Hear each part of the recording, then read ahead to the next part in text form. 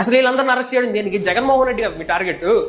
ఇప్పుడు కూడా జగన్ నామస్మరణ, జగన్ అది చేశాడు, ఇది చేశాడు, ఇది చేశాడు, ఇది చేశాడు. జగన్మోహన్ రెడ్డిని తీసుకెళ్లి జైల్లో వేయండి. ఎవరు అడిగారు మిమ్మల్ని? ఎవరు ఆపారు మిమ్మల్ని? చేత కావట్లేదా? చేసే దమ్ము లేదా?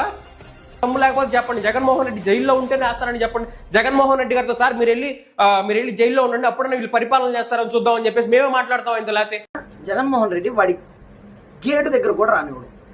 ఒరే నిన్నగాక మొన్న కొడాలి నాని వెళ్తేనే గేటు బయట గంటన్నర కూర్చోబెట్టారా తాడేపల్లి ప్యాలెస్ దగ్గర.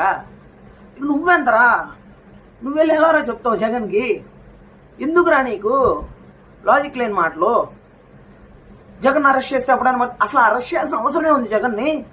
ఆల్రెడీ కొన్ని కేసులు నడుస్తున్నాయి కదా జగన్ అన్న మీద.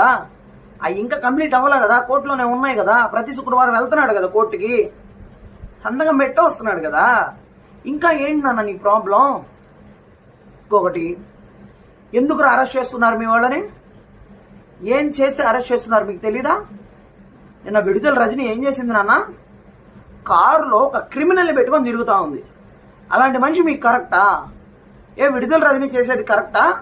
ఎంత దరిద్ర పనో తెలుసా అది?